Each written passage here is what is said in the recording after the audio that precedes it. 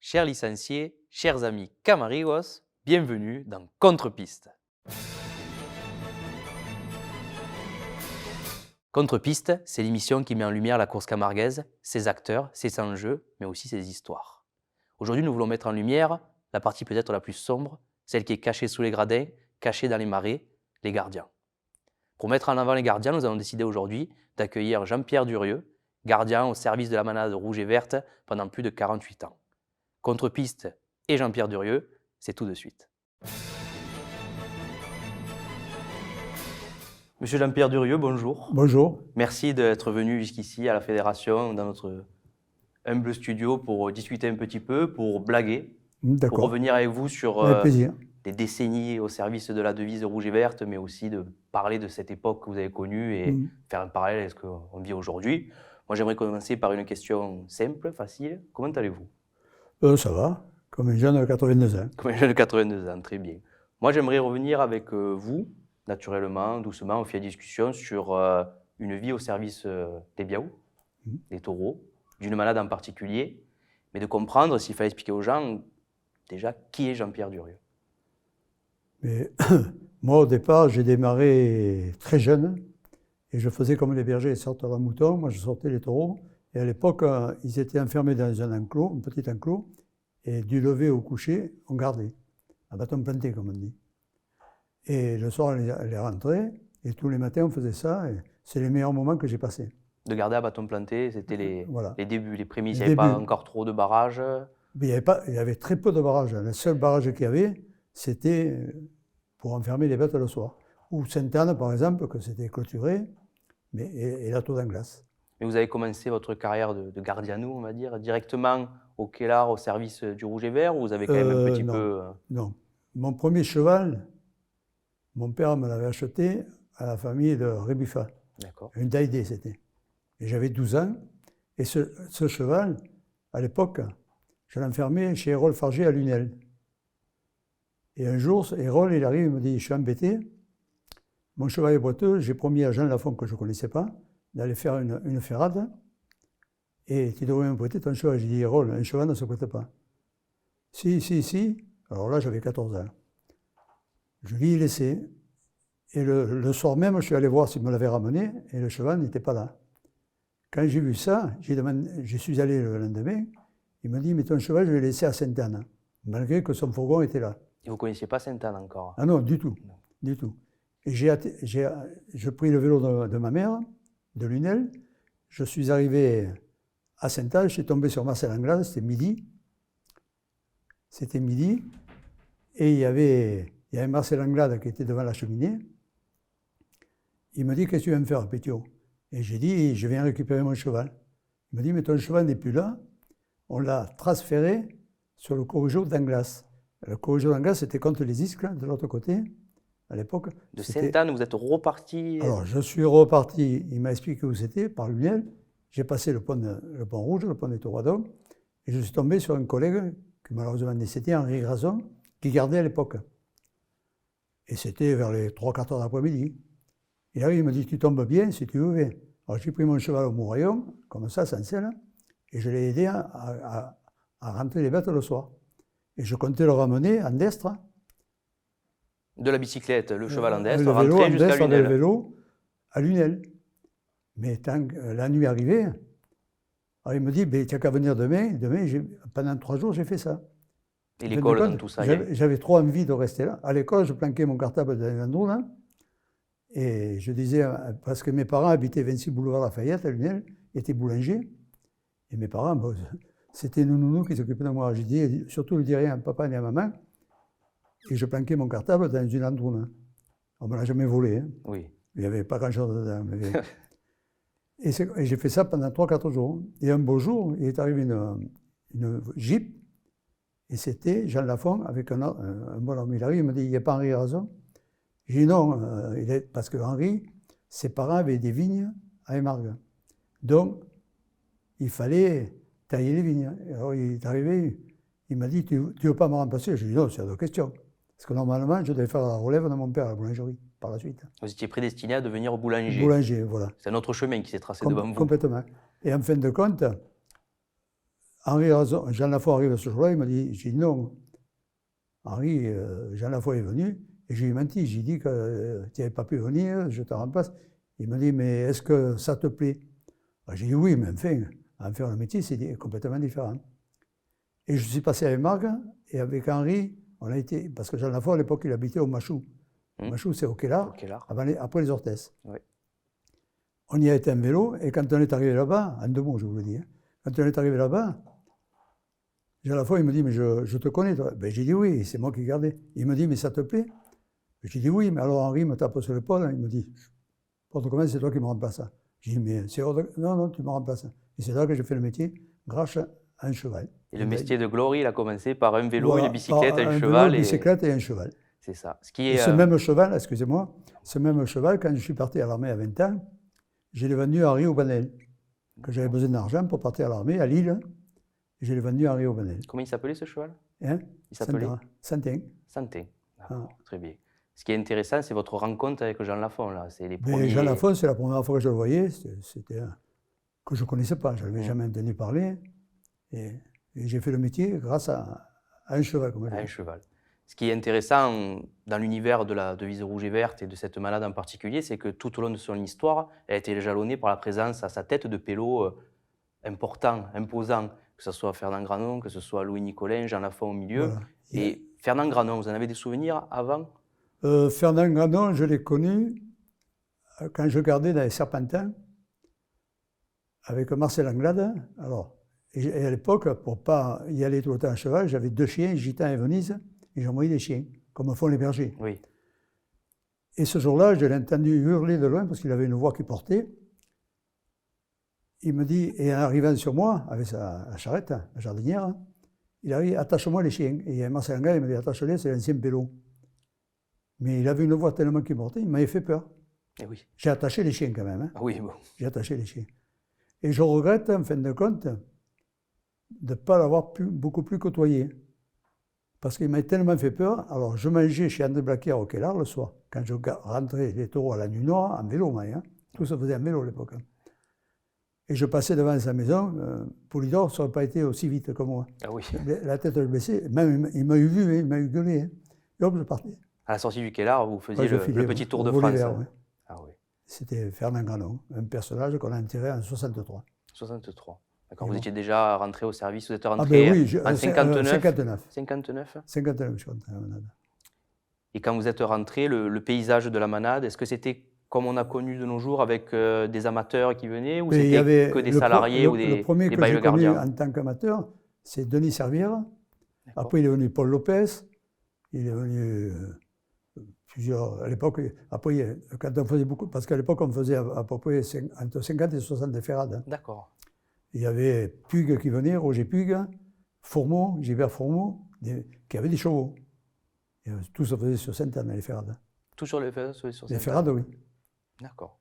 Et quand on commence dans le métier de gardianou, on a toujours des mentors, des gens qui nous accompagnent. Mais moi, j'ai eu la chance de travailler surtout avec un personnage qui s'appelait Marcel Anglade, qui m'a tout appris.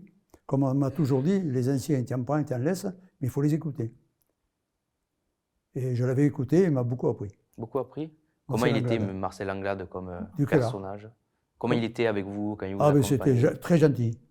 Quand il avait envie de dire quelque chose, il vous le dit. Hein. Par exemple, quand, à l'époque, les cimelles, on les attendait beaucoup au fer. D'accord. Hein, vous savez ce que c'est au fer. Et souvent à 2. Et il me disait, le premier coup de fer, c'est moi. Et surtout, ne le manque pas, sinon on prend une lippe. Et je l'ai écouté, et ça s'est toujours bien passé. C'est la transmission du savoir entre le gardianou et le gardien. Et petit à petit, vous avez fait votre place et vous êtes retrouvé, vous êtes rentré de manière professionnelle en quelle année au service de la Manade? Ah ben là, dès que 59, j'ai attaqué et je ne me suis plus arrêté. Jusqu'à quelle année?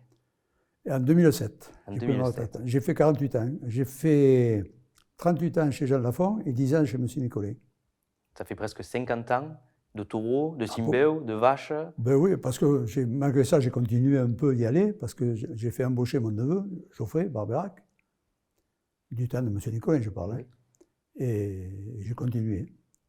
Il me semble que j'ai vu quelque part, quand vous êtes rentré dans ces années-là, en 61, au service de de la manade, il y avait un veau qui naissait, qui allait devenir Kélarin. Ah, Kélarin, oui. C'est votre premier Kélarin, Béau d'Or que je vous les avez ai tous, connu? disons plutôt que il y a eu 14 Béaux d'Or en tout. Oui. Le premier, c'est Cosaque. Alors, Cosaque, il est arrivé quand la famille Delbos a acheté au Granon. Oui. Parce que Fernand Granon avait dit aux Delbos, je veux bien te vendre mes bêtes, mais sous condition, parce que les Delbos avaient une manade de croisée espagnole. Oui. Donc il y a eu le Sarrier, et lui a dit, je veux bien te vendre tes bêtes, à Delbos je parlais, oui, oui. mais sous condition que pas de vache, et s'il y a des mâles, tout castré. Pour pas la reproduction. Oh, il voulait surtout pas, il voulait rester sur son propre sang. De ne pas perdre le sang. Pas perdre le sang. Malgré que la consanguinité, il faut faire très attention là-dessus.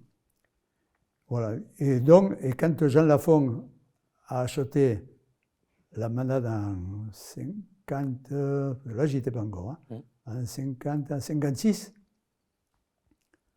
donc le Sarrier est arrivé, donc castré, et dans le lot, il y a eu Cosaque, les doublés, qui est arrivé là-bas, mais lui, par exemple, Cosaque, c'était un pur Granon. C'était un pur Granon. C'était pas la famille des croisés. Non, c'était un pur Granon. Vous avez des souvenirs de ce taureau, de le voir courir peut-être? Non, je ne l'ai pas connu, malheureusement, il est mort en 58. Il est mort de la douve. La douve, c'était une maladie, oui, qui est encore un peu de nos jours, mais qui est rare. Et qu'il est mort jeune parce qu'il avait 14 ans. D'accord. Il avait 14 ans. Après Cosaque, c'est... Après, il y a eu Mario. Qui a été était né en 55, qui a été un super taureau, qui a couru dans la cocarde d'or, qui a couru de partout, à l'époque de Solaire, des rares éteurs de l'époque. Et après, bien sûr, il y avait Gobelet, il y avait Virgile, il y avait, mais enfin, des taureaux qui avaient été Bure d'Or, par exemple. Il y avait Kélarin, bien sûr. Kélarin, un gros taureau qui était très bon à Lunel, extraordinaire à Lunel. Et il allait à Beaucaire, il passait à travers, il sautait. Donc on ne le mettait plus à Beaucaire. Hein. Et Kélarin, il a fait le géniteur aussi. Oui. Il nous a fait Joinville. Hein. Joinville, qui a été un très très bon taureau. Malheureusement, il avait perdu un œil. Oui. Hein. Mais enfin, malgré ça, qui a été Bure d'Or. Kélarin, Joinville, ça lance un peu aussi cette tradition à la manade Lafont d'avoir des Béaux d'Or jeunes. Il y a des taureaux qui ont le Béaux d'Or à 6 ans, ce qui n'est pas commun de nos jours quand on l'imagine. Un taureau qui est Béaux d'Or à 6 ans, Furet, Kélarin, Joinville. Par exemple, Furet a été Béaux d'Or à 6 ans, mais Béaux de l'avenir à 5 ans. À 5 ans. Mais il fallait s'en servir. C'était des familles qui allaient qui explosaient tôt. Mais alors, que ce soit Furet qui était né en 80, comme Barry et tout ça, on a eu la chance par le géniteur. Par Montferrat, qui a fait ses saillies. Qui a fait ses saillies, qui a donné toute une nourrice de... Je l'ai mis, c'est moi qui m'en étais occupé là. Je l'ai mis sur les vaches, sur un lot de vaches, sur 20 vaches, la première année. En 78, dont les naissances en 79. D'accord. Et j'ai vu M. Lafont, j'ai dit pourquoi on ne le répéterait pas. Il me dit pourquoi pas. On l'avait répété en 79 pour 80. Ça, c'est une nourrice assez exceptionnelle, parce que si on regarde sur les taureaux nés en 1980, on a Baraillé, on a Furet, on a Drac, on a Badaïr, Dardaillon, Crowley, et la vache aussi qui était Isolde, qui était la vache célèbre de cette époque. C'est assez surprenant sur une nourrice d'avoir les planètes qui s'alignent. Et on regrette de ne pas l'avoir mis 2-3 ans de plus. Ah oui, bien sûr. Comme a fait les écuyers avec Saint-Ouen. Mais là, étant que si on se trompe pas. Pour plusieurs années. On part pour 10 ans. Il faut faire très très attention, vigilant. De Joinville, est-ce que vous avez des souvenirs? C'est un taureau qui a eu l'œil crevé, mais qui a fait une carrière, qui l'a amené du Béaux d'Or à la cocarde d'or. C'est un taureau qui allait un peu de partout. Qui était méchant. Vraiment méchant, mais des fois sa méchanceté le tenait un peu. Mais ça a été quand même un bon taureau de l'époque. Avec vous, comment il était le taureau? Mais ça allait. Hein. À part qu'une fois à Arles, parce qu'à Arles on débarquait dans le couloir. Oui. Hein, et Arles une fois, je le poussais comme on faisait pour enfermer aux écuries là-bas. Et heureusement qu'il y avait le ruisseau. J'ai plongé dedans, sinon il essayait de m'attraper dans le. Le taureau a fait demi-tour dans le couloir et. Il était méchant. Hein. C'est un taureau qui était méchant. Joinville. Et moi, j'ai lu quelque part qu'il y a une belle aventure qui s'était passée avec. Ventado. Avec Ventado, mais on y viendra un peu après. À Paris. Un jour, il y a 38 taureaux de la manade de Lafont qui sont partis avec 3 chars, où il y avait Joinville dedans, où il y avait Virgile Lusignan, Oui, qui c'est est ça. le père de Ventadour, j'ai trouvé aussi, il me Ouais, c'est semble. ça. Et Et- vous en et- avez des souvenirs de Paris, de quand vous Ah, êtes monté? mais, C'est un peu la grande aventure, là, de partir alors, 3 chars à Paris. en 2 mots, je veux le dire, hein. Il y avait 3 chars. Il y avait un char de Goz et de Saint-Laurent, des Gouzes. Moi, j'avais pris le char de Bio, et Julot, Lopez, Quiles, avait pris le char de la Manade.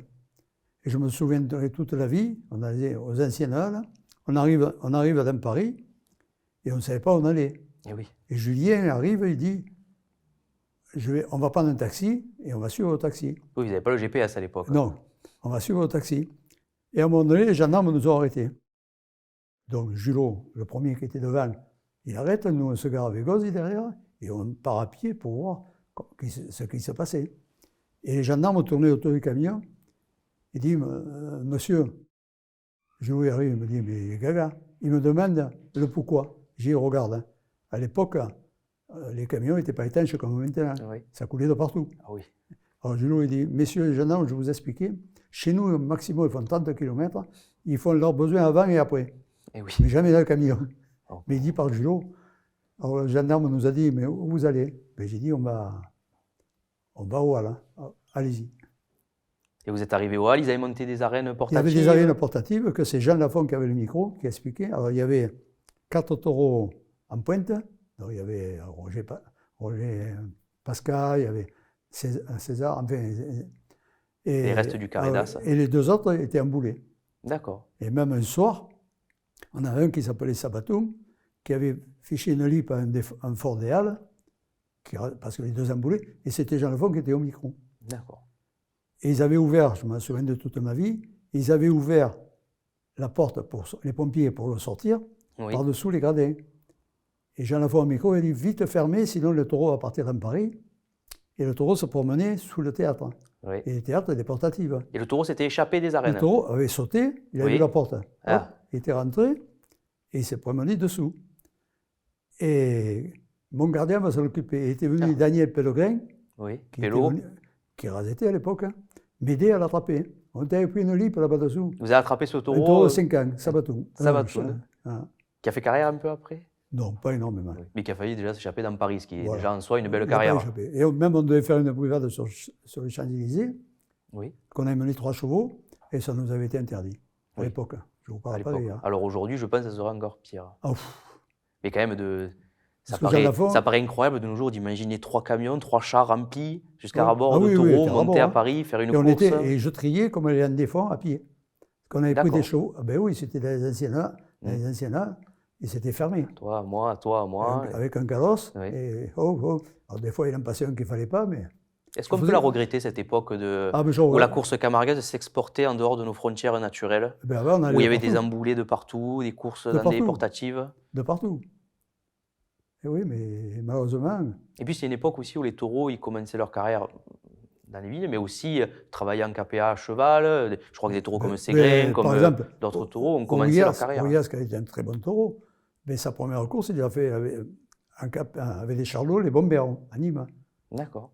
Et ça n'a pas empêché d'être Aurias, Des taurillas, bien sûr. d'être un grand taureau. Aurias et d'autres. Hein. Parce que Jean Lafont était co-directeur des arènes à Nîmes à l'époque. Il s'occupait de faire les spectacles. Aurias, c'est des taureaux qui ont une carrière un peu exceptionnelle. Tout à l'heure, on se fera un petit focus sur un peu les 3. Oui, On oui. parlera de Ventadour, on parlera d'Aurias, on parlera de Baraillé. Moi, avant, pour continuer à poser un peu le contexte, et peut-être de nos jours, là, ceux qui nous écoutent aient un peu moins de connaissances, moi, j'aimerais qu'on définisse qu'est-ce que c'est le taureau de Granon. C'est quoi la race? C'est quoi les caractéristiques physiques, le comportement? Les taureaux de Lafont, les taureaux de Granon, les bannes vertes, enfin, je ne sais pas, le museau. Il y en avait un qui disait, il était marrant, Francis Valette de Saint-Laurent-des-Gouzes, qui était l'ancien réalisateur, le beau-père de Xavier Ruas, il disait, ma race à moi, c'était les rouges et les verts, mais bannes vertes, il disait, un fond vert. Et certaines manades, je ne veux pas les citer, des mours d'Antoine, etc., etc. Il était rigolo. Mais oui. Mais c'était sa passion, c'était sa vie. Ah mais vous avez vu que vous avez connu une époque où il y avait une ambiance autour de la devise rouge et vert, on disait presque la secte, où il y avait des gens, de la course camarguaise. des sectes de la course camarguaise. Moi je pense à des gens de Saint-Christol, monsieur qui a son nom sur une arène et qui semble se tourner le dos à la piste quand c'était pas un taureau Mais Louis Gros nous a presque fait gagner des prix. Mm. Il était à Garcin, qui était au micro à Beaucaire ou au Sainte. Oui. Souvent, il se mettait en « Oh, tu le mettras, Carmen ?» il disait. Et comment ça se fait qu'il y avait des villages qui étaient, je pense à Aigueville, je pense à Beauvoisin, je pense à Saint-Christol, c'était une manade qui avait des supporters. Peut-être la première à avoir des gens mais de partout, hein. Dans toute manade, il y avait ses supporters. Mm. C'est ce qui est c'est beau de la course camarguaise. On avait les biattéristes, les laurentistes Ah oui, oui, et la fauniste. Malgré que les manadiers s'entendaient très bien. Entre eux. Entre eux, oui. Mais il y avait une compétition entre les Mais supporters. ça passait. Ça passait très bien. Il y avait une bonne entente avec les raseteurs, avec tout aussi. Bon, ce taureau de Granon, alors, à quoi il ressemble? L'archétype, si on doit imaginer le taureau de Jean Lafon, de Granon. Déjà, le sanglier, c'était une beauté. Oui. C'était une beauté, que je n'ai pas connue. Hein. Oui. Je n'ai pas connue. Mais je ne dirais pas une beauté. Même il a été en course parce qu'il s'était battu avec un taureau et un des testicules avait sauté. Oui. Donc il était en course. En course. Et ce taureau, il s'enfermait au volet vert. À la maison, volet vert. Au volet vert. Vous connaissez l'histoire. Oui, en passant. Là où vous passiez vite en vélo. Voilà. Voilà. Ouais. Il n'y avait pas le sanglier là, quand vous passiez non, en vélo. Heureusement. Malheureusement, il n'y était plus. Heureusement, pour moi, oui, parce que je n'aurais plus non plus. Oui, c'est sûr. Et le sanglier, même les taureaux qui sont venus ensuite, si de tous les biaos d'or que vous avez connus, lequel est le plus dans la race? Le plus dans la race, ce serait, pour moi, c'est Barry. D'accord. Donc ça ferait un taureau. Barrier, Joinville, qui était une beauté. Un taureau avec des cornes, assez haut sur pattes, assez élancé, des taureaux pas trop gras. Par exemple, un taureau comme Ventadou, sa mère l'avait fait, elle allait avoir 17 ans. D'accord. C'est une section, c'est rare, c'est plutôt rare. Hein. Elle avait 16 ans même. Et Ventadou, est-ce que je peux parler de l'histoire de Ventadou? Ah, mais je crois que vous avez une belle histoire avec lui, non? Quand il était jeune. En 2 mots, je vais vous le dire. Ah, même en 3, si vous voulez. À l'époque, quand il y avait des inondations sur le Kellar, parce que les épisodes de Cévenol, ça arrivait souvent hein, au Kellar. D'accord. Plus qu'aujourd'hui, tout ne se faisait pas par camion, tout se faisait à cheval. Alors, on partait de la tour d'Anglas, on passait sur le corrigeau d'Anglas, la famille d'Anglas, où on traversait par le pont aux Isques, dans Blatière, ou alors on traversait Trollon. Et pour monter jusqu'à Sainte-Anne, vous faisiez tout à cheval? À cheval. À pied, doucement? À cheval, tout se faisait, parce que c'était des roselières. D'accord. Il y a beaucoup de roselières et des marais, bien sûr. Et Trollon, c'était un passage d'eau, qu'il n'y avait plus de fangs qu'autre chose. D'accord. Et ce jour-là, je m'en rappellerai toute ma vie. Alors, on faisait partir avant les vaches et les veaux, ce qui risquait le plus, et les mâles suivaient. Alors, moi, j'étais parti avec Marcel Anglade. Marcel Anglade était devant, et moi derrière. Et quand on a passé Trollon, à un moment donné, il y a eu 3 têtes de veaux qui ont ressorti du marais. Alors, je suis descendu du cheval, je les ai attrapés, je les ai mis à terrain. À l'époque, on aurait pu le mettre sur le cheval, comme on faisait toujours. Oui. Mais là, 3, je ne pouvais pas. Oui. Alors, je les avais excursionnés sur place. Au cas où on n'arrive pas à les retrouver. Qui s'égarent. Et je les ai mis à terrain. Et quand les vaches, j'ai reparti avec les vaches pour les enfermer. Et quand je suis revenu, il n'y était plus. On a passé les mâles et toute la nuit, ça m'a travaillé. Et au matin, j'ai entendu bramer. Et c'était la mère de Ventadou, gitane, qui bramait. Et Ventadou, qui était veau, bien sûr, avait traversé tout le marais. Ça faisait quand même 700 ou 800 mètres à peu près. Pour venir rejoindre... Pour venir, il avait entendu la mère. Alors quand j'ai vu ça, je suis reparti là-bas. Malheureusement, il y avait un mâle et une petite femelle qui s'étaient embourbés et noyés. Vous voyez, ça, c'est pas joué à grand chose. On aurait pu l'appeler Moïse comme celui qui... Ah oui, mais il marchait sur l'eau. Vous n'êtes pas passé, oui. Oui. Et ça n'a pas empêché d'être un grand taureau. Et Ventadou, la première course qu'il a faite, c'est dans le bois de Sainte-Anne. C'était Paul Lopez qui faisait courir, un amateur. Parce qu'à l'époque, comme je dis, on faisait entre 50 et 60, même des fois. Ferrade. Ça permettait de faire voir aussi les bestiaux, les taureaux jeunes. Et Ventadou, il avait 5 ans. Et Paul Lopez m'avait appelé le soir en me disant « Lève-le vite, hein, il est extraordinaire, il n'a rien à faire là. » Et c'est de là que ça a fait Ventadou. À 5 ans, il était encore dans des emboulés, dans un contexte... Il était chétif, peut-être. Chétif, il n'était pas gros taureau. Ça ressemblait pas du tout à Barrier. Malgré cela, ça a été un taureau superbe, surtout sur les gauchers. Barbeyrac, il disait à gauche, il me mange. Il me mange. Ventadour, les débuts de carrière donc dans le bois au Sainte-Anne et après. Et après, Comment ça commence? Comment on devient Ventadour? Comment on devient à l'époque, hein, parce que Ventadour, il s'est fait jusqu'à 16 courses en sa saison. 16 courses? Et oui, quand il commentait là, quand vous regardez les Bures d'Or, quand ils ont fait 5-6 courses, c'est le maximum. Hein. Oui, parce qu'on est une époque où les taureaux couraient beaucoup, parce que Ventadour, Rami, Pascalet, voilà. c'est 15 courses par an. Hein. Rami, il devait en faire 80. Ouais. Et ce qu'on ne sait pas. Et oui. Mais pourquoi pas? À un moment donné, il faut savoir s'en servir, les taureaux. Mais est-ce que le contexte en piste était Mais différent? c'était différent. C'était différent parce qu'il n'y avait pas de limitation, mais ça restait différemment. D'accord. Quand il commentait là, je ne l'ai pas critiqué, loin de là, hein, mais je veux dire par là, un tourneur peut tourner pour 3-4 rasetteurs. Qu'à l'époque, il y avait un tourneur pour le principal, un rasetteur. Oui, donc il se retirait quand ce n'était pas son Par rasetteur. exemple, j'arrêterai Ventadour, Barrier, sa première course qu'il a faite, c'est à Vendargue. Ils étaient 35 en comptant les tourneurs. Et son premier trophée, il a gagné à Vendargue. À Vendargue, ouais. Barrier. Vous voyez un peu... Oui, le cheminement. Ventadour, en plus, il tombe sur une époque qui est un peu de Byzance vis-à-vis des taureaux. On a Rami, on a Ringo, on a Pascalet de Rébuffat. Il y avait des taureaux de partout. Hein. On a des taureaux de partout. Donc d'arriver à sortir, à avoir 2 Biao d'or à cette époque, c'est quand même assez... 77, 79, oui. Je crois avoir lu aussi que Jean Lafont disait un jour que Ventadour et Barrier, ils en méritaient 5 chacun de Biao voilà. d'or. Mais, par exemple, je ne venais pas là, mais il est enterré à Sainte-Anne à 25 ans. 25 ans. Que c'était Arthur Girard, parce que moi, je n'avais pas le temps, qui portait à manger tous les jours. Mais au moins, il m'avait fiché une lippe une fois à Sainte-Anne, en y portant la gamate. En état âgé déjà? J'y portais la gamate, oui, il était âgé, il devait avoir 23, 24 ans. Ah oui. Et en piste, Ventadour, c'est... Quand on pense à Ventadour, qu'on regarde les images, on a 2 images qui viennent en tête. La première, c'est quand il rentre au Toril à Château-Renard et qu'il y a tout le monde qui est debout. Je crois que c'est en 81. En 81. Que le taureau rentre. C'est une Les image gens qui est au panthéon des images de la course camarguaise. Les gens ont même applaudi le camion quand il partait. C'est énorme. Donc, ils applaudissaient. Et pourtant, on est sur la fin de carrière. On est sur un taureau qui a 14 ou 15 ans déjà, qui est sur la fin. Mais oui, mais il a anticipé, il avait une course extraordinaire. Moi, on m'a toujours dit qu'aussi, et quand il sentait que Niaprou, il se tournait la tête contre la barrière. Oui, il regardait. Il regardait pour récupérer. Ouais. Il regardait. Et Ventadour, ça a été un taureau extraordinaire. C'était la générosité, c'était un taureau qui il était généreux, oui. C'est un taureau qui serait mort en piste. Ah oui, mais en plus de ça, sa force à lui, c'est comme tu dis, il regardait, et secondo, il se faisait respecter. C'était complètement différent. Qui pourrait être le duo avec Ventadour, le raseteur qui l'a le mieux compris, qui l'a le mieux raseté, qui a eu... Il y avait, à l'époque,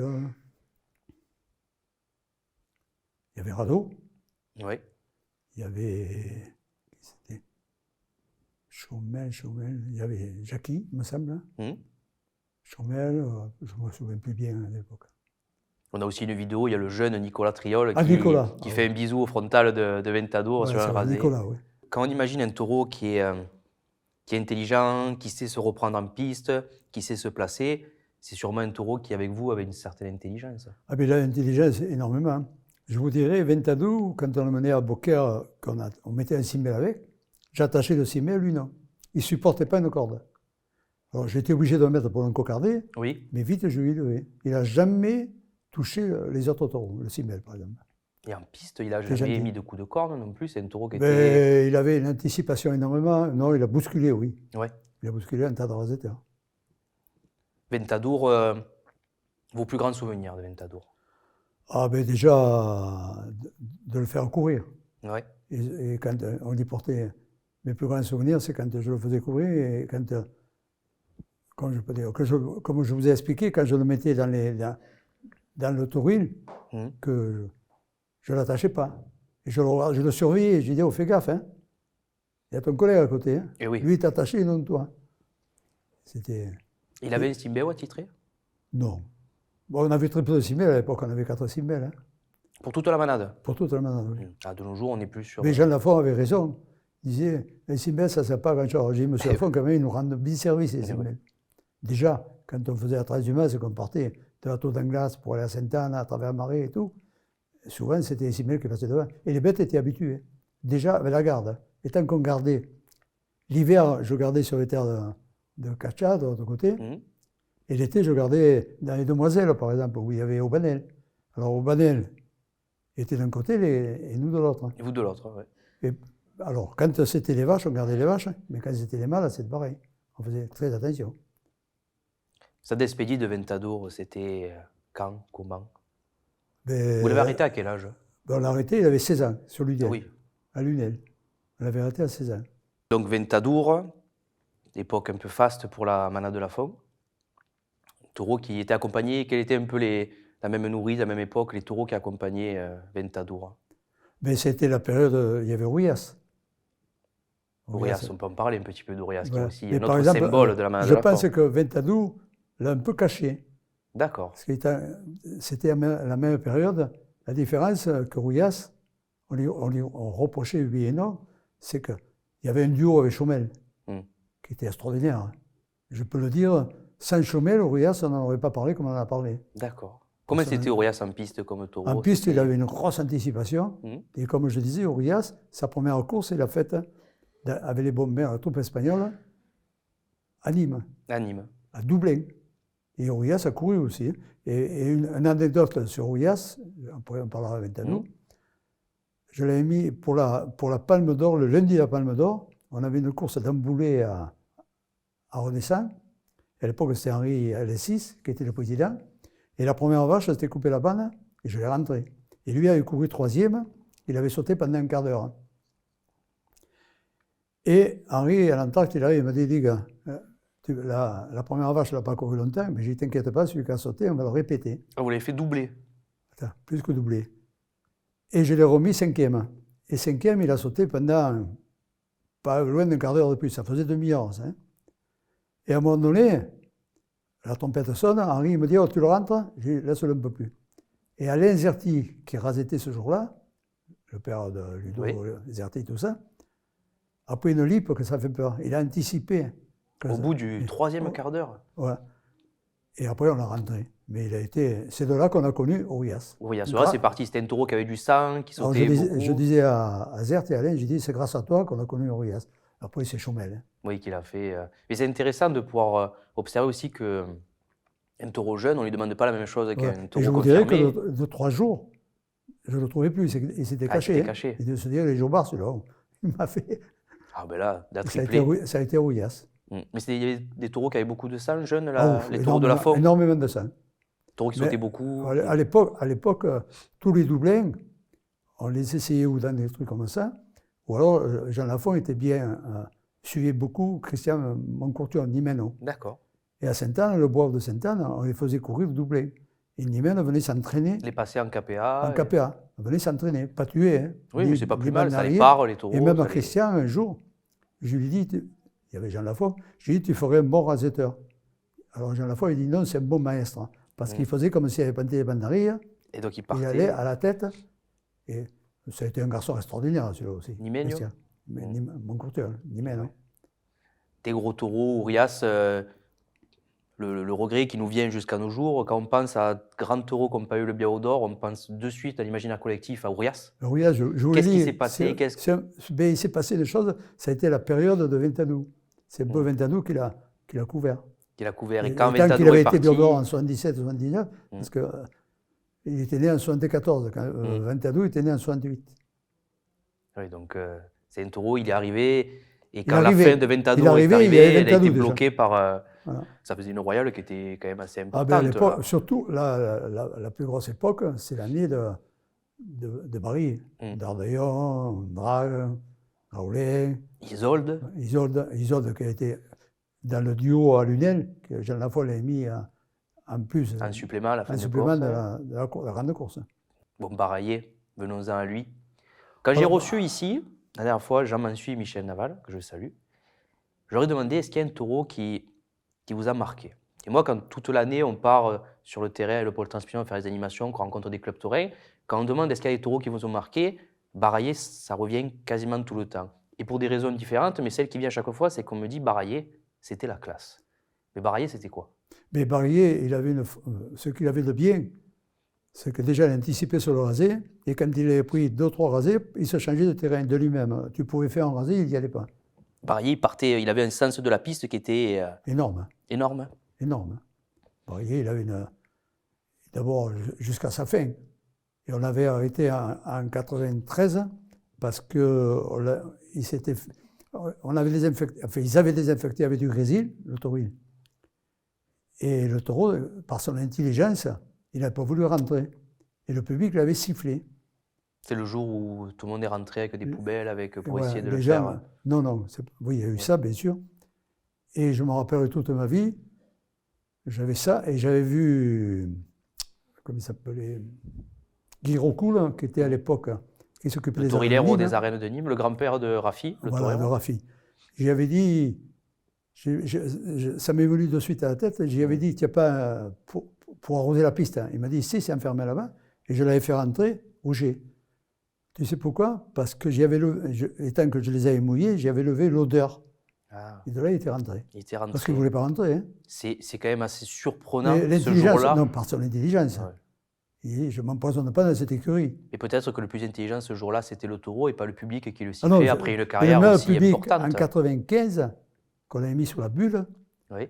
que les gens étaient debout, je suis certain que dans les gens qui étaient debout, c'est des gens qui l'avaient sifflé 2 ans avant. 2 ans avant. J'en suis persuadé. Mais oui.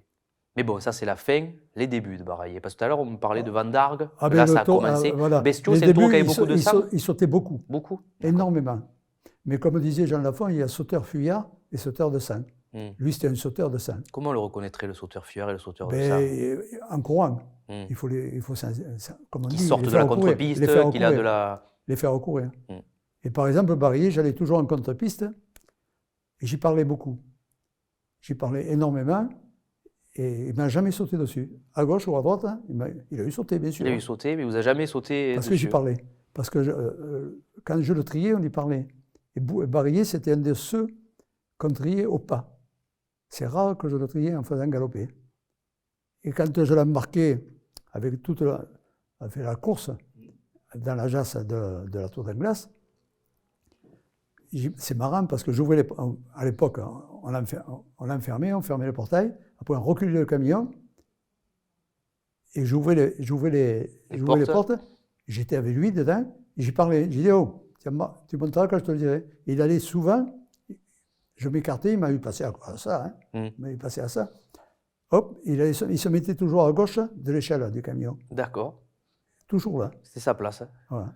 Et Baraillé, c'est quand même une longévité qui est importante. Je crois que c'est un taureau qui est bien au d'or plusieurs fois, mais 88, 89, 92, oui. Les années où il n'est pas bien au d'or, il aurait pu l'être. Hein. Il aurait pu l'être. Il va au final, il gagne une certaine finale, mais surtout entre le second bien au d'or et le troisième, il y a 3 ans, c'est un taureau qui a une longévité quand même assez importante. Peut-être parce que sa façon de courir, il se protégeait. Ben oui, mais il avait une présence extraordinaire. On m'a dit qu'il courait pour les photographes, qu'il sortait du touril et qu'il avait une façon de traverser la piste. Voilà, mais comme je le disais tout à l'heure, quand il sortait, il prenait 2-3 rasés, après il se changeait de terrain. Et là, tu pouvais raseter, tu ne pouvais pas faire n'importe quoi. Hein. Et hop, après, il se replaçait. Et même, il avait enfermé le chat, Félix, il avait enfermé quelques-uns, hein, à Lunel. À chaque époque, son contexte, mais c'est pas si lointain quand même, Baraillé, mais peut-être un peu avant. Un Ventadour de nos jours, est-ce qu'on le respecterait, est-ce qu'on l'amènerait, est-ce qu'il pourrait lui-même s'exprimer? C'est complètement différent, mais il faut vivre à son époque. Bien sûr. Il faut vivre à son époque. Comme je le disais, déjà, il y avait un respect. Même les raseteurs, il y avait un respect. Hein. Les raseteurs, vous respectez. C'était complètement différent. C'était pas pareil. C'était des taureaux qui étaient un Baraillé. De nos jours, peut-être il s'en sortirait par sa tenue de piste, sa façon de se déplacer. Il arriverait à peut-être amener les hommes. Ventadour, qui était peut-être plus un taureau de cœur, généreux, il aurait peut-être un peu plus de mal dans notre époque. Ben, je ne pense pas. Il se serait battu jusqu'à la fin. Hein. Battu jusqu'à la fin, oui. Il se serait battu jusqu'à la fin. Qu'est-ce qui a changé, si on devait... Parce que ne pas regretter le passé, être content de son présent, on peut quand même se permettre de comparer, d'imaginer. Qu'est-ce qui a changé en piste, mais aussi dans les gradins ou dans l'environnement? Comment vous qui avez vu les derniers, vous êtes dans les derniers à avoir gardé à bâton planté et à avoir connu les GPS dans les chars? On passe d'un bout à l'autre de l'histoire et qu'est-ce qui a changé? Mais l'époque était complètement différente. Hein. D'abord, on le voit dans ce qu'on appelle, par exemple, les arrivées au village, c'est le départ des prés. Hein. Ça se fait encore au Kéla, c'est injuste, ça se fait encore arriver aux arènes. Et la bandit, c'était lâcher la course complète, les courses complètes. On se rendait compte qu'ils partaient à l'époque avec une course complète et ils allaient jusqu'à très loin. Oui. Ils faisaient des kilomètres et des kilomètres. Mais doucement, ils menaient doucement. Et tout a changé, mais ça a évolué différemment. On ne pourrait plus le faire. Hein. Non, bien sûr, on ne pourrait plus le faire. Avant, on ne pourrait plus, il y a trop de... Et est-ce qu'aussi dans les gradins, on parle d'une époque où il y avait le ballon allait bien, on disait souvent. Oui. On avait des gens qui allaient au taureau, qui faisaient peut-être, qui voyaient peut-être moins de courses que les gens qui sont férus aujourd'hui, qui vont voir 100 courses. Il y en avait qui en voyaient beaucoup, mais qui avaient peut-être un plaisir autre à être dans l'arène, à être dans les gradins, à venir voir un spectacle. Il y avait des... Est-ce que les gens ils ont changé aussi dans les gradins? Complètement différent. Et moi, je dis toujours, quand tu es sur les gradins, parce qu'avant, je n'y montais pas. Oui. J'étais toujours en Vous étiez en bas ou au Tauril? Mais il faut expliquer ce qu'est la course camarguaise. Ce que vous faites actuellement. Il faut expliquer le départ, les origines, le rasetteur, etc., etc. Et c'est pour ça que je pense que c'est très bien ce que vous faites actuellement. Il faut expliquer. Faire comprendre aussi dans les que écoles, le taureau, surtout les écoles. Les écoles, on essaye et faire comprendre aussi que le taureau, c'est un animal qui est particulier, qu'on ne dresse pas, mais auquel on demande quelque chose, qu'il a besoin d'apprendre à son rythme, d'être tolérant avec les taureaux jeunes. Et les respecter. Et de les respecter. Et en même temps, on respecte les hommes. Bien sûr, respecter les Moi, hommes. Moi, j'ai fait le métier pendant 48 ans. J'ai horreur quand un gardien ou un crie dessus le tauril à un rasetteur. Comme je disais, je pense que le rasetteur, ça le stresserait. Et s'il prend un coup de corne, ça me stresserait moi aussi. Bien sûr. Il ne faut jamais crier après un homme. Comme je disais, si tu as quelque chose à dire au rasetteur, tu le dis avant, ni avant, ni avant, après la course. Après la course. Vous refaites la course. Ce qui se faisait avant, c'est qu'on discutait. Je me rappelle toujours, moi j'ai connu Dédé Solaire, j'ai connu ce qu'avait appelé Paul Laurent, le quatuor, Canto, Solaire, Saint-Juan et Pascal, Roger Pascal. Et c'est des gens qui se voyaient, mais est-ce que de nos jours, il n'y a plus l'après? Il n'y a plus d'après-course? Mais disons plutôt. Quand est-ce que ça a disparu tout ça, de se rencontrer après la course, de pouvoir discuter, ce lien qu'il y avait entre les raseteurs, les gardiens, les aficionados, le président du club taurin, où tout le monde se voyait, discutait, on en a perdu de ça. Beaucoup se faisaient comme ça avant. Mais même les raseteurs de l'époque, et je vais vous en raconter une, à l'époque, comme gardien nous, il y avait Gérard Barbera qui venait, qui était mon frère, mais qui était gamin. Il y avait Frédéric Lopez-Quiles qui gardait aussi à l'époque. Des raseteurs. Et à l'époque, on faisait 3 courses à la nuit à Palavas. Et il y avait Jeannot Sicard, un ancien rasetteur, qui était au micro. Et un jour, j'ai dit, j'ai les 2 jeunes, ils pourraient raseter. Il m'a dit qu'ils y aillent. Et à l'époque, aux vaches, on mettait un anneau. Il n'y avait pas de cocard, tout ça, on y mettait un anneau. Et eux, ils mettaient l'anneau, ils le levaient, ils mettaient, ils le levaient. Ils ont pris le biais comme ça, un peu. C'est l'école de raseteurs. Voilà. Même pas, parce que ça n'existait pas, les écoles de raseteurs. Et Barbet et Frédéric, ils ont appris dans les bois, au Ferrade. Ils ont appris comme ça, et ça n'a pas empêché d'être 2 grands raseteurs. Ils ont fait le bon cheminement, peut-être quelque chose qu'on a de moins de nos jours, où les jeunes sont dans les écoles de raseteurs, apprennent, mais ne vont pas au contact du taureau. Il manque un peu peut-être de gardianou. Peut-être discuter, il faut aller dans les manades.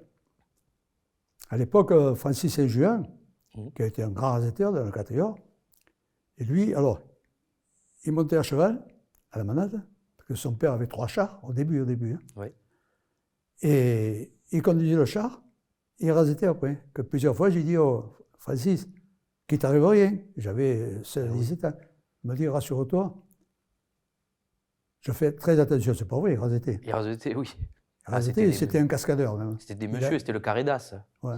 Même il a doublé les 10 Constantine, c'était un cascadeur. Il m'a fait gagner 4 sous comme ça, moi. Eh oui, on était un cascadeur. Parce que du temps de Jean Lafont, il se faisait beaucoup de films, le 5, Nous viens-tu Jouni, etc., etc.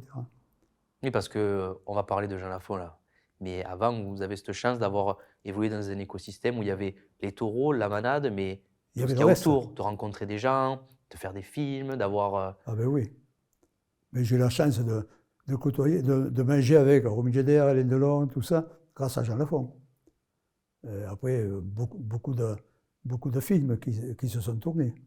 Et Jean Lafont alors? Et John Kennedy, quand il s'est fait assassiner du temps de Jean Lafont, en Amérique, en 63, les enfants, parce que sa tante était française même, et c'était sa tante qui les avait menés. Le fils de John Kennedy, qui malheureusement est décédé par un accident d'avion par la suite, et sa sœur, c'était moi qui les promenais à cheval de partout. D'accord. À l'époque, quand Jean Lafont habitait aux Orthès. Aux Orthès. Quand il était parti du Matchou pour aller Voilà, aux il était Orthès. parti avec Machou. Jean Lafont, ça a été un grand monsieur de la course à caméra, une grosse connaissance. Parlons-en de Jean Lafont un peu. Comment? On va parler un peu de Jean Lafont. Qui était cet homme? Jean Lafont, c'était déjà un poète, mais une grosse connaissance dans le milieu taurin. C'était sa famille qui avait acheté la manade au Delbos. Parce que la manade, Delbos, Granon, je vous dirais, est vendue au Delbos. Oui. Mais pas les terrains. D'accord, que les bêtes. Que les bêtes. Que les bêtes. Et les Delbos ont vendu, malheureusement, Marcel Delbos est décédé par une opération bénigne, je crois, d'une appendicite ou un truc comme ça. Et ce qui l'avait stressé, c'est que ces deux gardiens, le père et le fils, c'était un peu de guerre, c'est en 45, 44-45.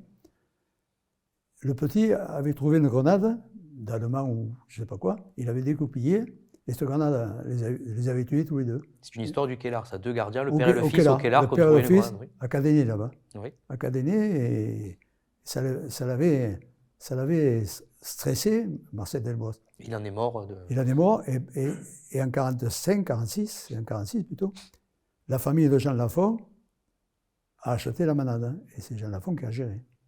Donc à l'époque, il y avait Jacques Lafont, qui était bâtonnier et maire de Boisseron. D'accord. Et ils étaient plusieurs, et après Jean Lafont, petit à petit, il a tout remboursé, et il a acheté les prêts.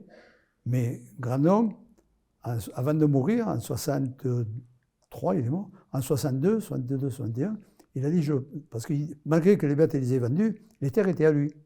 Alors, il disait, je ne veux surtout pas que mes terres aillent ailleurs qu'à mes taureaux. Malgré ça, c'était toujours ses taureaux, Fernand Granon. Et c'est ce qui s'est passé. Sarah, ses taureaux, et ils ont gardé... Il a vendu dans Sainte-Anne, la Tour d'Anglaise et les Clos. Et les bêtes sont restées sur les packages qui ont vu naître cette race et qui a perpétué. Voilà. Jean Lafont, c'était quelqu'un qui était commun avec ses gardiens, avec ses amateurs. Très gentil, très poli. Très poli, il était comme ça. Hein. C'était droit. C'était un pélo. Comment il était comme un pélo? Très gentil. Et on faisait...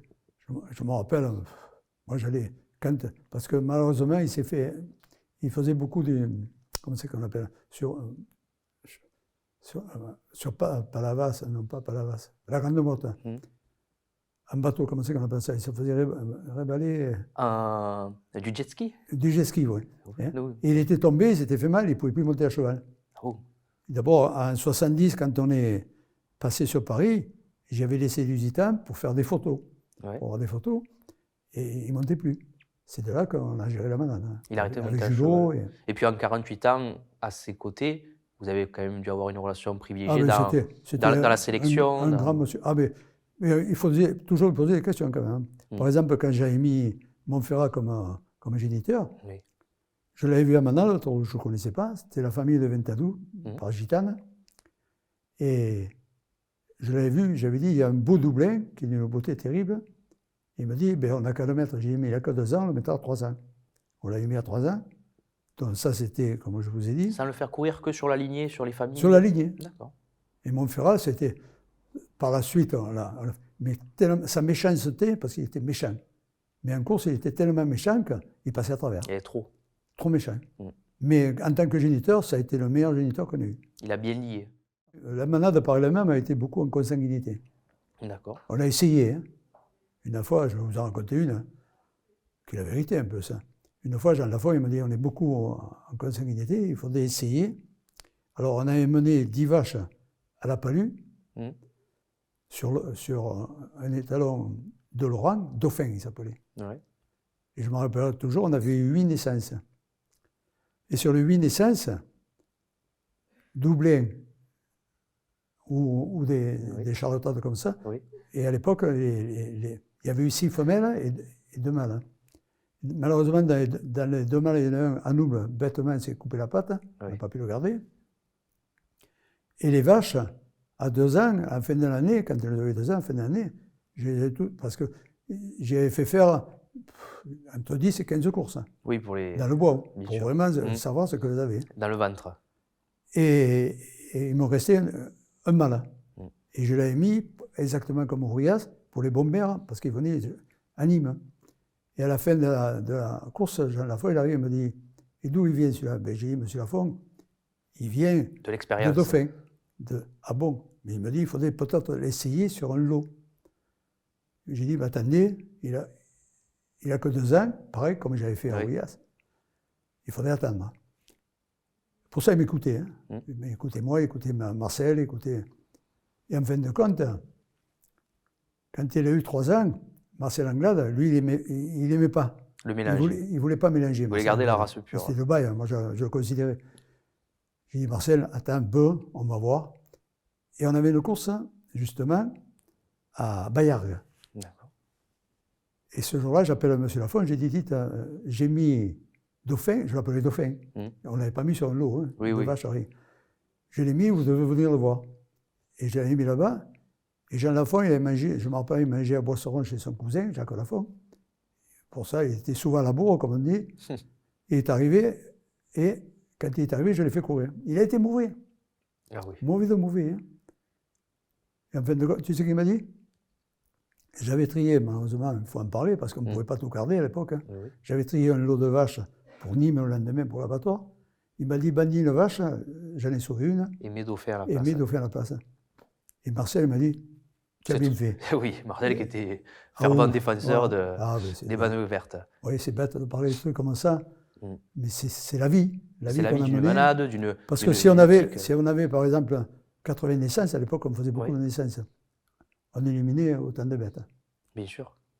Mais on a besoin de renouvellement. Il faut que chaque taureau qui naisse sur la manade ait la chance de devenir un jour des grands taureaux et qu'ils aient assez à manger, qu'ils aient l'espace. Mais peut-être aussi à l'époque, on pouvait plus faire courir les taureaux jeunes. Parce que là, quand on voit 80... On les essayait énormément. Je vous dis, les mâles, souvent, ou en KPA ou autre chose, et les femelles, à 2 ans, on les essayait toutes. Hein. Ça fait que, bon, si on avait, comme je vous dis, 80 naissances, on éliminait autant.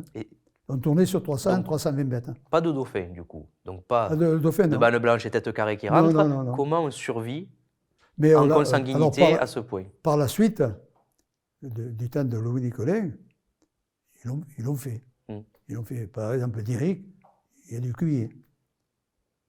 Énormément. Et ça amène à brasser les sangs. Mais oui, mais il faut le faire. Hein. Je parle avec du recul, je l'ai compris. Un taureau célèbre que sa mère s'appelait la Blonde. Et il était né au Marquis, il s'appelait Goya. Voilà. Et pareil, il y avait ce croisement des Goya, sangs. par exemple, Goya, sa grand-mère, parce que Jean Lafont, à l'époque, en a eu vendu. Carac. Carac, c'était un pur Lafont. Un pur Lafont. Que Paul Laurent l'avait acheté avec un lot de vaches à Jean Lafont. Malgré ça, il était quand même bien. Ça fait bien d'or, bien sûr. Carac. Avec Solaire, Carac. Et Goya avait des descendants par la grand-mère, un pur Lafont. Parce qu'à l'époque, ça se faisait, mais qu'avait des grosses manades. Ça se faisait. Malgré que Fernand Granon lui disait, tu fais des boulettes, attention, on ne fait pas n'importe quoi. De garder l'incaste, la caste, la race. Lui, il ne voulait pas. Il ne voulait pas. Les derniers taureaux, on va dire, de Jean Lafont, le dernier, c'est Vira. Vira, c'est récent. 2002, 2004. On peut en parler un petit peu de Vira. D'où il sort, Vira? Ça a été pareil, c'était un taureau qui avait une grosse anticipation, une viste terrible. Et à Beaucaire, à Villars, qu'il avait coincé, je me rappelle, à droite du Tourville, qu'on l'avait attrapé. Et il y a le petit taureau qui avait pris un gros coup de corne à Sommières, par Vira. C'était une méchanceté terrible. Et voilà, c'était Vira. Mais Vira, pareil, on s'en était servi quand même. Vira, en plus, c'est aussi pareil. Il y a une époque où il y a des taureaux. Mais là, ça est arrivé du temps de M. Nicolin. M. Nicolin. Comment on est en 97, vous êtes le gardien, vous êtes là depuis 40 ans quasiment déjà. Qu'est-ce qui se passe? Comment on apprend déjà cette nouvelle? Que Jean Lafont, mais parce que Jean Lafont avait un certain âge, et à un moment donné, il n'avait vraiment pas d'héritier, il n'avait rien. Et à un moment donné, il était dépassé. Il était bien collègue avec Dominique Azémar. Et Dominique Azémar en avait parlé à M. Nicolin. Et ça s'est fait comme ça. Et Jean Lafont, je me rappellerai toujours, m'avait appelé en me disant j'en peux plus, je suis fatigué, plus ça va, plus c'est difficile, pour les rentes d'argent et tout, les courses. Et Louis Collin, que je ne connaissais pas, est prêt à m'acheter la manade. Et je vous dirais, moi et mon épouse, on n'a pas dormi 3 jours. Hein. Et quand même, je lui avais dit par la suite, j'avais dit, mais est-ce que c'est moi? Il m'a dit, loin de là. Et en fin de compte, on a eu la chance que ce soit la famille Nicolin qui achète, sinon on n'existerait plus. On reste dans cet imaginaire d'une manade avec des grands patrons C'est le dessus. contraire, il a restauré le prestige de Sainte-Anne, de la tour. La manade, et même il a acheté la manade en 97 et en 98, j'ai fait acheter le mas d'Anglas. Pas le mas, les terres. Les terres parce qu'à l'époque, je vous l'ai expliqué tout à l'heure, quand on faisait les 22 ans à transhumance, maintenant tout se fait par camion. Oui. Donc on prend des risques. Rappelez-vous le petit Roquerolles, le petit Levernis qui se sont noyés pour sauver les bêtes de Banel. Dans le Vistre. Il ne faut plus qu'elles se reproduisent. Pas le Vistre, non. En dehors, le Vistre qui avait versé à Werner, là. Il s'était noyé. Un qui avait malheureusement des cuissardes et l'autre, Martin Gallet. Enfin, sans plus, ils y ont laissé leur peau. Et j'ai expliqué ça à M. Nicolin. Il me dit qu'est-ce qu'il faudrait faire. Mais j'ai dit, il nous faut des terrottes. On a peur de terrottes. Donc, j'ai pris un Boissy d'Anglas à l'époque. À l'époque, ils avaient 3 masses, où il y a Collard, tout ça était à lui. Et petit à petit, il a vendu les masses. Il restait encore cette propriété. Toute la partie qui est haute, là, dans les montagnes du Kellar, voilà. Ça n'appartenait pas à la manade de Lafont. Non, c'est avec la manade de Nicolin que c'est arrivé. Ça appartenait à Boissy d'Anglas. D'accord. Et je lui ai expliqué, il m'a dit débrouillez-vous avec Boissy. Je suis allé le trouver, grâce à M. Nicolin, je parlais. Je suis allé le trouver. Boissy m'a dit, ben oui, j'ai dit, mais il serait intéressé pour quelques hectares. Mais ne croyez pas qu'il a tant d'argent que ça, parce qu'il vient d'acheter quand même la manade. Ça n'a pas été un cadeau. Hein. Il m'a dit oui. Alors, pris rendez-vous avec lui, à M. Nicolin, que M. Nicolin, je m'en rappelle toujours, il m'a dit, venez avec moi, parce que c'est le seul qui me vous voyait, M. Nicolin. Il m'a toujours vous voyez.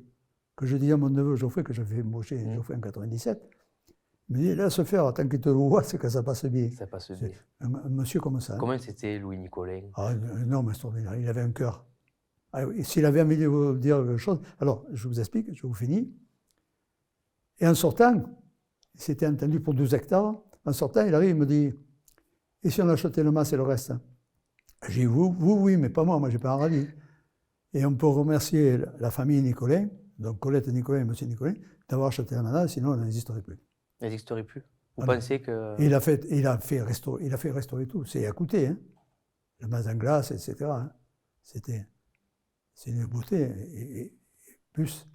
Quelle était la relation entre un gardien, là depuis 40 ans, quelqu'un qui arrive, on dirait, un peu parachuté de l'extérieur, bien que sa femme avait des attaches, c'est des Badjans, c'est des gens de Massiargues. Louis Nicolin, il avait déjà une manade, oui, Saint-Gabriel. Donc c'était quelqu'un qui était déjà... Ah, puis il était dans le milieu taurin quand même, mais c'était pas tout à fait pareil. Comme il disait, j'ai acheté une manade, une race. Ah, mais c'était un personnage qu'on pouvait discuter. Voilà. Une fois, je vais vous en raconter, une fois, je représentais M. Nicolin de partout, comme je faisais du temps de Jean Lafont, dans beaucoup de gâteaux de roi ou dans des réunions de manadiers. Et on avait été chez Bébert Chapelle, et j'avais fait venir M. Nicolin avec Coco Terrasse, qui était son chauffeur, j'étais parti avec eux. Et on arrive à Bébert Chapelle, là-bas, et il y avait Guitou Lapay, hein. Je ne sais pas si vous avez entendu parler de Guitou. Et malheureusement, ils avaient perdu au ballon la veille. Hein. Alors Guitou, il va à Louis Nicolin, il dit, oh, hier, vous n'avez pas été bon. Il va me casser les... Comme il parlait Nicolin. Oui. Hein. Il avait raison, je chope Guitou, j'ai dit, ça va pas, non, pour une fois que je peux faire venir le pélo, c'est pas oui, c'est pas pour lui raconter. Mais je veux dire, par là, c'était quelqu'un qui était beaucoup à l'écoute, mais un personnage. Un personnage. Complètement différent de Jean Lafont. Malheureusement, j'ai perdu mes 2 pélos la même année. Jean Lafont, en janvier, mais 94 ans, et Louis Nicolin, 74 ans, le 21 juin, dans le Gard. Et cette manade, elle est immortelle. Elle a ce côté d'avoir toujours des personnages à la tête, autant que les taureaux de la race, les pélos qui sont autour. Voilà, il faut... Voilà, il y a un respect aussi. La secte n'est pas morte.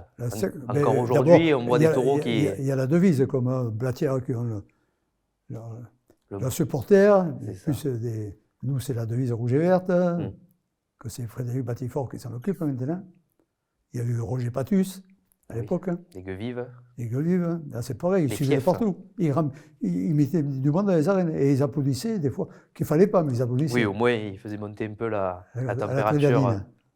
C'est intéressant d'avoir eu ces supporters, même d'avoir pu vivre des moments avec eux. Je pense que de fêter les Bureaux d'Or avec les amis de la race, c'est des moments, je pense, d'Estrambord que vous gardez. Ah ben, ouais, les supporters, c'est énorme. C'est énorme. Et continuer à supporter cette race-là. Et de partout, hein, quel que ce soit. Hein. Oui. Regardez les Blatières et d'autres, les Leroy. Non, mais tant mieux. Ça prouve qu'on est encore. Mais il faut maintenir ça. Et juste beaucoup de jeunes. Et leur donner envie. Comme on disait tout à l'heure, d'aller dans les écoles, discuter, etc., etc. Dans toute votre carrière de gardien, vous êtes aussi investi, soit à la confrérie, vous avez été j'ai été capitaine. J'ai été capitaine, oui. Je me rappelle, j'avais été prieur en 2011. J'ai été capitaine et j'avais été prieur en 77, quelque chose comme ça, 77, 78. Et Hubert Lyonnais, qui était le président de la confrérie, à l'époque, me disait toujours, il te faudrait venir être capitaine. Et j'ai dit, mais monsieur Lyonnais, je ne peux pas. C'est le 1er mai, et c'est là que j'ai des ferrades, des grosses ferrades, dans la CGT, tout ça, je ne peux pas. Mais quand j'étais à la retraite, il m'a chopé, il m'a dit, maintenant que tu es à la retraite, tu peux venir. Alors j'avais été prieur. Des messieurs c'est sympa de faire un petit clin d'œil à Hubert Lyonnais, et des gens dans ce milieu qui vous ont marqué, d'autres confrères gardiens, des pélos, d'autres manades. Après, j'ai eu la chance de travailler beaucoup avec Jean-Mathieu, Marcel Guermet, tous des personnages de l'époque. Qui avaient un savoir-vivre dans le milieu taurin. Parce que même à l'époque, il y avait peut-être aussi entre les gardiens, les cases, c'était une grande case peut-être, quand il y en avait, et chacun devait se tirer les taureaux. Vous étiez peut-être moins nombreux. On s'entraidait, même quand on faisait... à part quand les courses étaient complètes, oui. Mais quand c'était les concours, on s'entraidait. Oui, là, il ne fallait pas dormir. Quand tu rentrais l'entier dans la case, il fallait protéger les taureaux de tout le monde. Ah, mais il fallait protéger aussi bien le taureau d'Henri Leroy que celui de le nôtre ou l'autre. C'était complètement différent. C'est un autre travail. Vous étiez moins nombreux, vous avez connu tous ces gardiens, les Jean Biès, les loulous, taureaux. Le loulou, taureau, le barbu. Toute une époque. Qui était le bail de Sommade pendant des années. Et vous avez connu tous ces gens. Ah ben moi, j'ai tous côtoyé, de mon époque. On a parlé beaucoup du passé, mais moi, j'aimerais vous poser cette question. Jean-Pierre, où on va? Où on va demain? Comment on imagine? Mais il faut surtout leur donner envie et donner envie à notre jeunesse. Hein. Pas faire n'importe quoi, hein, mais leur donner envie. Donner envie, leur inculquer aussi les choses telles qu'elles sont. Un taureau, il est noir, il a des cornes, il peut faire ça, il ne peut pas leur demander plus que de raison. Que les raseteurs, alors nous on prend le goûter, ils jouent leur vie, de remettre un peu de respect, un peu de respect au milieu de la course camarguaise. C'est important d'avoir un respect pour l'homme qui rasette, parce qu'il y a le danger. Un respect. D'abord, moi j'ai toujours été ami, je vous le dis, que ce soit Christian Chaumel. Quand je me souviens, il courait à Nîmes, par exemple, il courait dans le couloir, mais on ne pouvait pas parler. Mais après la course, on discutait. Et on se côtoie encore, on se voit, que ce soit Jean Martoniette et lui-même, on a mangé ensemble. Et à l'époque, on se côtoyait beaucoup. Hein. Comme je vous disais, Francis Saint-Juin, qui conduisait le camion et rasettait, ça a été un des bonnes de son époque-là. D'abord, les arènes lunelles portent, je crois, toujours, non, le nom de... Toujours, Saint-Juin. Francis Saint-Juin. C'est ça, les arènes de Lunel. Il y a une vie, on va dire, qui est cadrée, avec un travail, avec des taureaux, mais il y a une vie aussi d'aventure et d'histoire. Les taureaux, souvent, on sait quand on part, on ne sait jamais quand on rentre. Je pense d'aventure, vous devez en avoir 2-3. Est-ce qu'on pourrait faire pêle-mêle une paire de petites histoires de Jean-Pierre Durieux? Ah ben, les taureaux, il y a beaucoup à dire, hein, il y a beaucoup à voir. Hein. Par exemple, je voulais raconter la fois de redescend avec Aurias. Les 3 quarts d'heure d'Aurias, ça c'est quand même... Voilà. Pillac, quand je l'ai lâché, je ne l'ai plus retrouvé. Mais il avait compris. Il s'est dit... Parce que pour lui, c'était une lippe. Malgré ça, ça a été Aurias. Quand on parle, maintenant on dit le quart d'heure, c'est beaucoup, c'est pas vrai. C'est un taureau qui est venu vieux, ça, Aurias, qui arrive. Il est mort à 28 ans. 28 ans, alors, c'est énorme pour il est enterré... Alors, à l'époque, parce que malheureusement, si tu les laissais avec les mâles, c'est les autres qui l'auraient tué. Qui le battaient, oui. Kélarien, par exemple, s'est fait tuer. D'accord. Kélarien, c'est les autres. Tandis que ce soit Aurias, Barrier, Ventadou, on les mettait à part. Ou avec des anoubles, à partir de 20 ans à peu près, ou avec des vaches, mais jamais Avec avec les mâles. d'autres mâles, ouais. Alors, Aurias, il est mort à 28 ans. Il est enterré aux Orthès, où habitait Jean Lafont. Et ce jour-là, j'avais fait venir le matin quand je suis arrivé, parce que j'y portais la gamate, ou moi ou un collègue, il portait la gamate. Tous les jours, lui mener la gamate. Oui. Et là, avec lui, il y avait que j'avais levé au Buboron, Moïse, qui s'appelait. D'accord. Et ils étaient ensemble. Et tous les, Il y avait tous les les, deux vieux tous les taureaux matins, ensemble. deux vieux taureaux. Moïse était plus jeune. Il est mort à 25 ans. Et ce jour-là, j'arrive, malheureusement, il était mort, Aurias. Alors j'avais appelé Danny Benzé, celui qui a des taureaux espagnols, la Véronique qu'on appelle, qui avait un tractopelle, qui était venu avec son tractopelle et son petit, son fils. Et on a fait le trou, et après on a été chercher, on l'avait mis sur la flèche derrière du tractopelle. Et à un moment donné, son fils, moi j'étais à côté, je marchais, son fils il me regarde, il me dit, regarde derrière. Moïse suivait, et toutes les vaches suivaient. On se serait cru un enterrement. Et c'est véridique, il y a encore des témoins, il y a Danny Benzé et son fils. Comme si les bêtes sentaient que... Ouais, ben, je pense à la présence, comme on s'y mêlait devant en principe. Il était mort, mais il était... Mais Moïse a suivi. Et Moïse, il a toutes les vaches, quand on a été au trou, toutes les vaches sont parties, sauf Moïse. Et Moïse, dans les 3 mois qui ont suivi, il s'est laissé mourir. Parce qu'il n'y avait plus son collègue, ça fait qu'on les a enterrés un à côté de l'autre. Et Aurias et Moïse sont enterrés debout. Côte à côte. Côte à côte. Dany les tenait avec les sangles, et moi, à mesure où je mettais la terre, je les arrangeais, et ce qu'il y a debout, c'est qu'on y a laissé sa tête. Par exemple, le Cosaque, sa tête est dans le musée. Oui. Beaucoup de têtes, Goya, tout ça, sont... Dans des... Mais ça, je n'accepte pas. D'accord. Malgré que la santé, je suis sensible sur certains points, mais là-dessus, oui. On les a élevés jusqu'à leur mort, belle mort. Pourquoi élever tout? Oui, bien sûr. Lever la tête. Il y a certains taureaux qui n'ont plus grand-chose. Et même Christian, parce que Jean Lafont avait promis la tête à Christian Chaumel, et Chaumel m'a dit, et Ventadou, qu'est-ce que vous avez fait? Parce que Ventadou a fait pareil. Ouais. J'ai dit, on l'a laissé tout, on l'a enterré tel quel. Il a enterré où, Ventadour? Ventadour, il a 25 ans, il avait. 25 il est enterré à Sainte-Anne. À Sainte-Anne. À Sainte-Anne. Et Barrier est enterré à 27 ans à la Tour, au Mazanglas. Ça fait vieux pour une tour aussi, 27 ans. Là, mais parce qu'on n'est bien pas. Mais par exemple, pour Ouillas, c'est le seul qu'il fallait relever. Il se couchait, il ne pouvait plus se lever. Alors, je me rappelle, même Olivier Nicolet, une paire de fois, je l'ai fait venir, qui avait son bureau en haut. J'ai dit, Olivier, m'aider à le relever. On le relevait, il nous regardait, et hop, il commençait. Barry, je parlais. Ouais. Et après, il remangeait, malheureusement, il s'est éteint. 27 ans. Il est enterré pareil.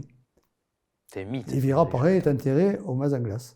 Au Mazanglas. Mais plus jeune, lui, 21 ans. 21 ans. Tous ces grands taureaux, il y a aussi tout ce qui est dans l'ombre, peut-être les Simbéou. Est-ce que vous avez des souvenirs de Simbéou qui vous ont marqué? Par exemple, Moïse, que j'ai élevé au Buboron, on s'en servait de partout. Oui. Comme Simbel.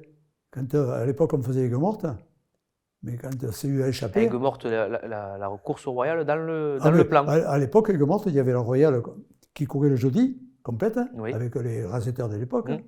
Il y avait les vaches le mardi, je crois, ou le vendredi les taux, et après les amboulés. Comment ça se passait ces courses en pointe dans ce plan?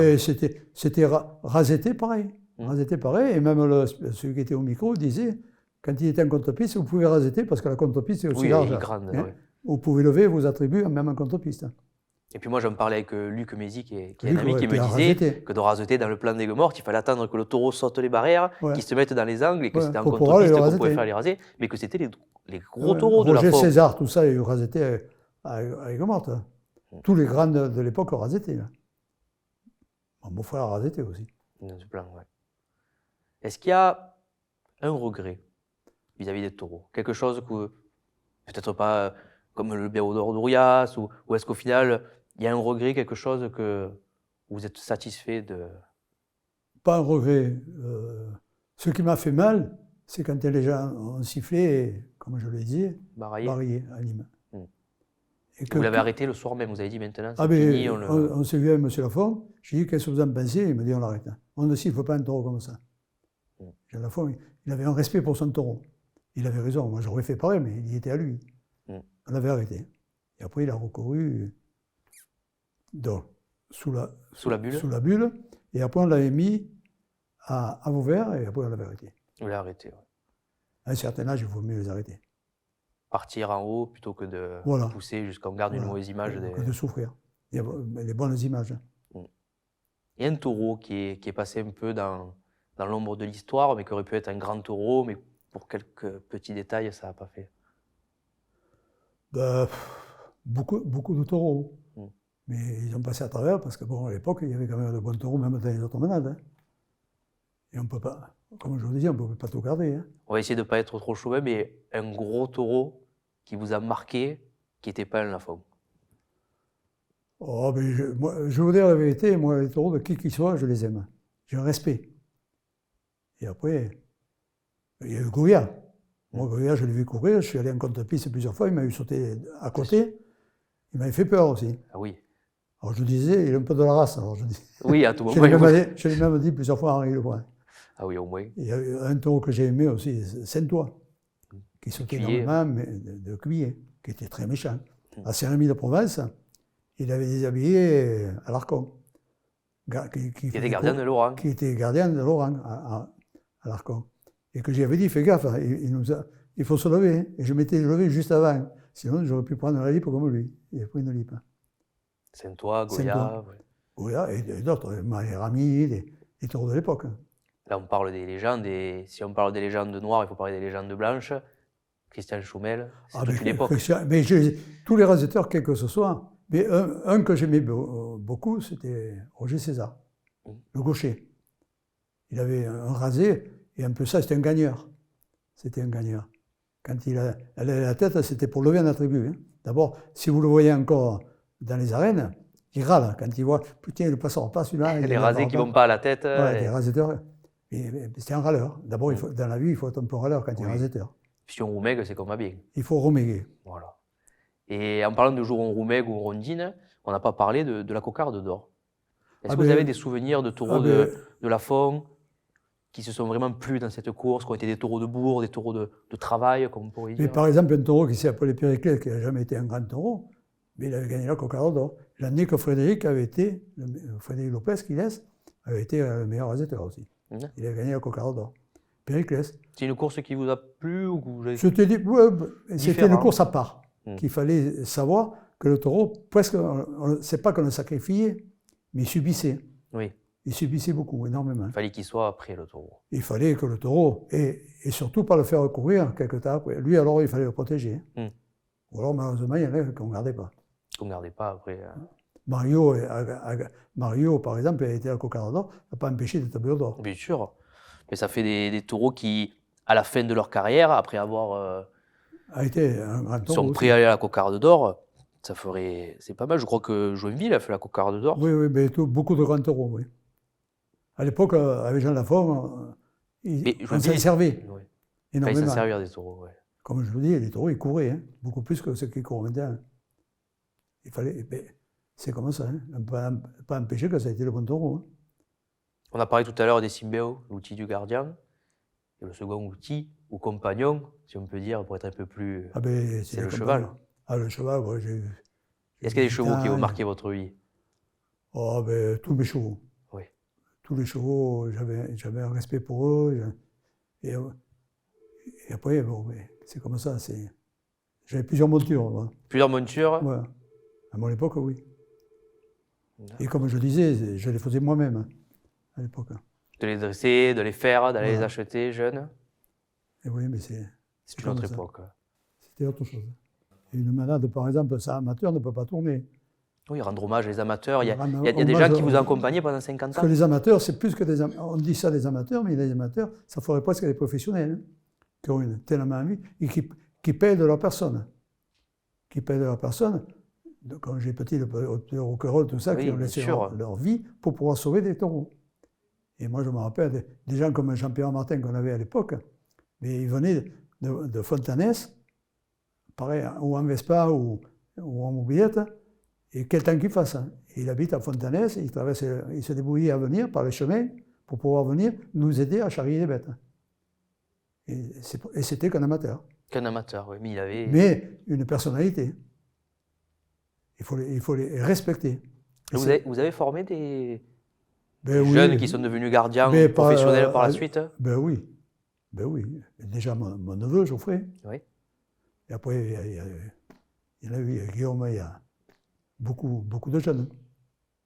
Et j'en ai un cousin, Thierry Bresse, qui fait courir toujours. Et depuis l'âge de 14 ans, il monte à cheval. Et par exemple, lui, il a pris des livres un peu, ça. Et des jeunes qui ont fait gardien et raseteur? Ah, mais des jeunes qui ont fait gardien par la suite, oui. J'ai par exemple Benjamin Bini? Ah, qui a été gardien, nous, on la manade. Qui a été gardien, et ça, alors, en plaisantant, j'ai dit, tu as fait raseteur, gardien et manadier. Ah oui, c'est vrai que c'est... Mais c'est un garçon extraordinaire, qui a une connaissance. Une passion, une connaissance. Et surtout la passion. Ah, c'est chouette. Après, à l'époque, on prenait des jeunes à stage, comme ça.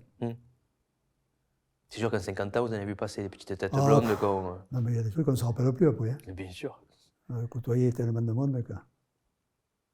Et oui, mais c'est comme ça. C'est une époque complètement différente, mais je ne me répète pas. Il faut aller de l'avant. Il faut aller de l'avant. Tant qu'il vivrait, des biens si on ne va pas de l'avant, c'est comme cette maladie actuellement. Il faut aller de l'avant, malheureusement. C'est une catastrophe. J'en ai pleuré l'autre jour, de voir ce qui se passe. Comme nous, l'année de la tuberculose, c'est pareil. Bien sûr.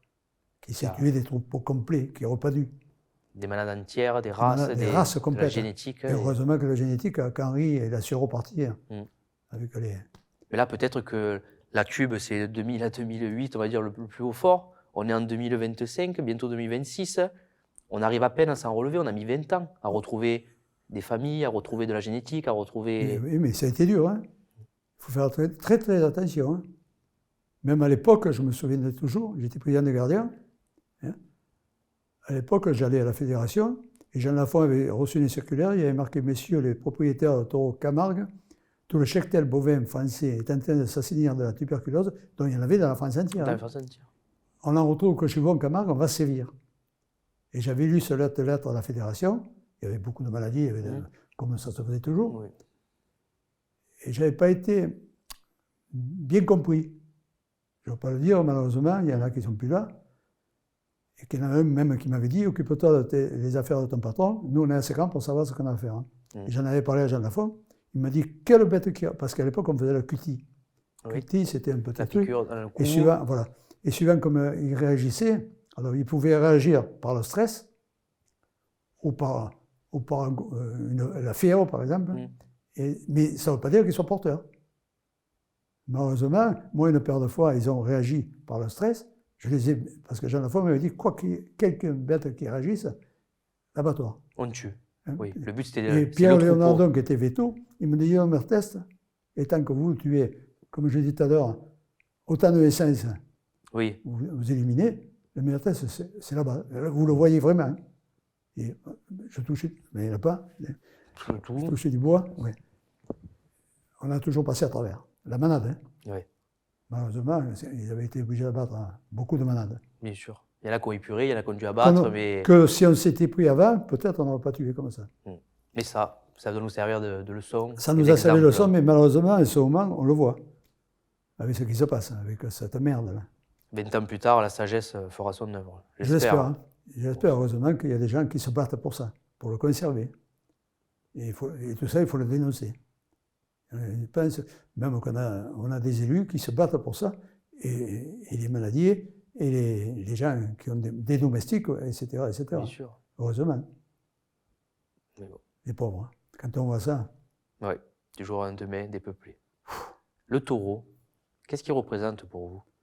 Ben, c'est beau de le voir vivre, de le suivre, de sa naissance jusqu'à leur mort. C'est tellement beau que ça fait mal.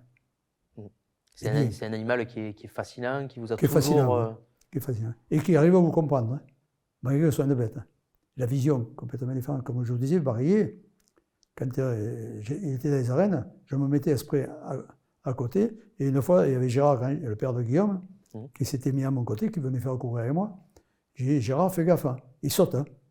Et heureusement que j'ai attrapé Gérard, il aurait sauté dessus. Il sautait dessus. Parce que moi, j'ai parlé de loin. Parce que tous les jours, j'ai porté le grain. Il reconnaissait la avec voix. tous les autres autour, et la voix. Et quand je le triais ou pas, la voix. Pas la vue, la voix. Il me reconnaissait. Il reconnaissait la voix. Et pas que moi, hein, tous les gardiens. Tous les gardiens. Quand ils parlent au cimbel, par exemple, qui parlent, quel que ce soit. Nous, on les respecte et en même temps, ils nous respectent, nous. Ouais. Ils ont de bêtes que le nom. Voilà. Pour finir, moi, j'aimerais... Qu'est-ce que Jean-Pierre Durieux de 2025, il pourrait dire à Jean-Pierre Durieux de 14 ans qui prend son vélo et qui va à la découverte de Sainte-Anne? Mais je dirais continue. Hein. Oui, pédale vite devant la maison au volet vert, voilà. Mais continue. Continue ce que tu as fait. Et je le souhaite pour tous les jeunes qui sont là actuellement. Quelle manade que ce soit. Et qu'est-ce qui nous reste après 50 ans au service et plus toutes ces années? Mais de continuer, aimer, d'aller voir les courses, discuter avec les gens. Et voir. Jean Lafont le disait, le passé c'est bien beau, mais il faut voir l'avenir. Mais il avait raison. Si on ne se fie qu'au passé, il faut en parler, mais il faut voir l'avenir. Continuer l'avenir et donner envie. Merci à tous de nous avoir suivis pour ce nouvel épisode de Contre-Piste. Merci Jean-Pierre Durieux d'être venu ouvrir ce livre immense de vos souvenirs. J'espère que vous avez passé un agréable moment. Ah mais moi j'ai passé un bon moment. Du moment qu'on parle de notre culture. Blague et des biao, là on est bien. On parle des biao. Moi je vous donne rendez-vous bientôt pour une nouvelle émission. N'hésitez pas à commenter, à mettre des j'aime, à partager, à en parler autour de vous. Contre-Piste est parti, je pense, pour s'installer dans la durée. Et j'espère qu'on pourra réécouter tout ça dans les 10, 20, 30, 100 prochaines années. À ben Léo. À ben Léo.